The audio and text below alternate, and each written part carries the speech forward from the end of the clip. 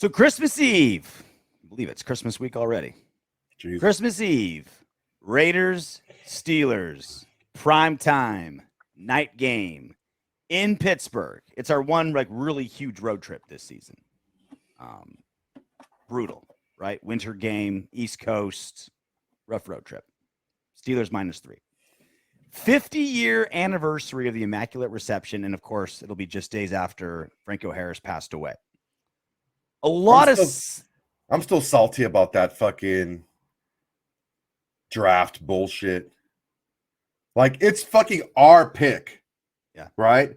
It's our pick, and they want to beef up the Immaculate Reception, and they bring the guy from the opposing team to talk before our pick. Yeah. Sorry, man. Look, all respect to Franco Harris, rest in peace, my man. I'm salty about That's not a Franco beef. It's an NFL. It's an NFL beef. Nothing against Franco. Franco got his money. Do your thing, Franco. I'm not going to count anyone else's money, but goddamn. So they're going to make a lot about this game, and we're going to see a lot of montages. We're going to see a lot of historical shit. Franco Harris's family is going to make an appearance. We're going to hear all this Franco Harris stuff. I made peace with it, right? It's going to be very Steeler heavy. Let's put it that way, right? So the Raiders are going to have to. I'm fine with it. Franco Harris is passed. He did a lot for the NFL. Yeah, but I don't want to remember the bullshit Immaculate Reception every 7 minutes. I've been to the Pittsburgh. Have you been to the Pittsburgh airport? You know what the bullshit about the Pittsburgh airport is? They have that fucking statue right there, and he's in the statue. He's barely hunched over, catching the ball. He's barely bending over catching the ball. If you watch the video, he's bent all the way down to the fucking ground catching the ball. Yeah, because he's picking it up off the ground because it was an incomplete pass. Oh, motherfucker. Whatever. Anyway. He's catching in his fucking dick area. Like, oh, I caught it right here.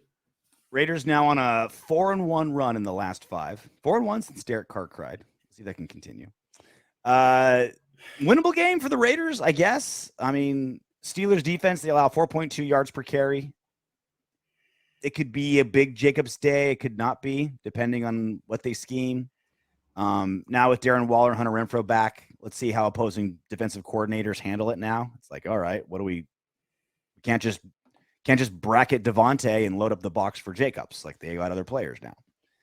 Quarterbacks average a 90.4 rating. That's 13th. But, quarterbacks, they have average defense for quarterbacks passing, but 61.3% completion. That's 4th in the NFL. So the defense is really good at keeping offenses from doing that. However, it's the big plays that they suffer. They allow 12.5 yards per carry. That's tied for last. They've allowed 25 passing touchdowns. Right? Yards per catch, right? Or yards per catch, excuse me. Okay. 25 touchdowns they've allowed passing. That's 29th. And they've given up 25 sacks. It's 29th. We could pass on this team. We can get some big plays. And that's kind of been the Raiders passing game a little bit, right? Inconsistent, not high completion rate, but we'll crank out some big ones. Like it's you can pretty consistently get some big plays. And this is a Steelers defense that gives up big plays.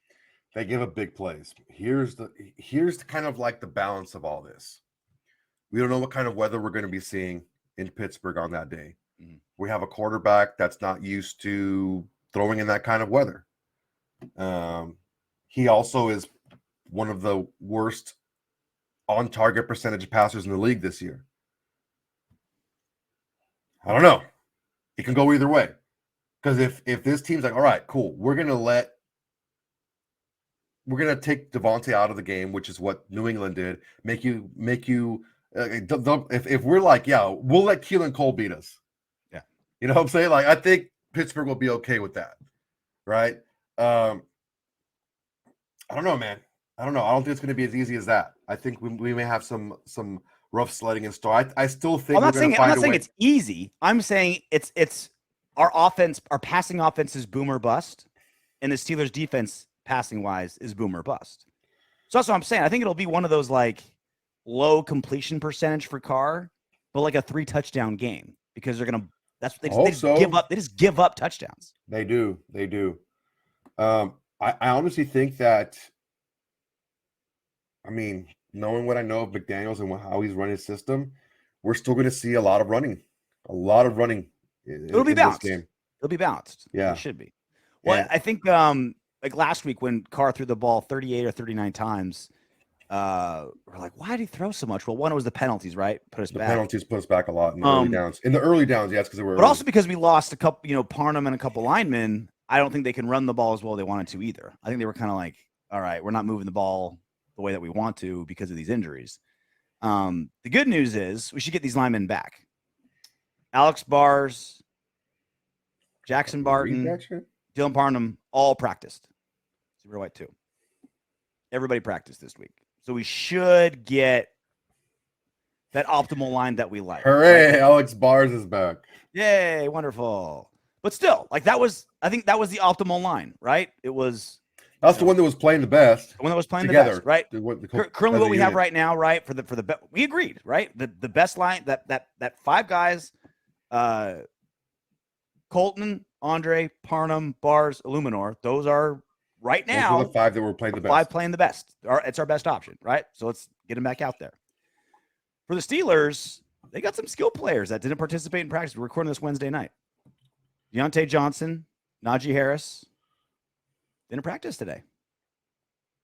Interesting. We'll see. For the Steelers offense, our defense, it looks like Kenny Pickett's back. If Najee Harris does play, he could be an issue. Our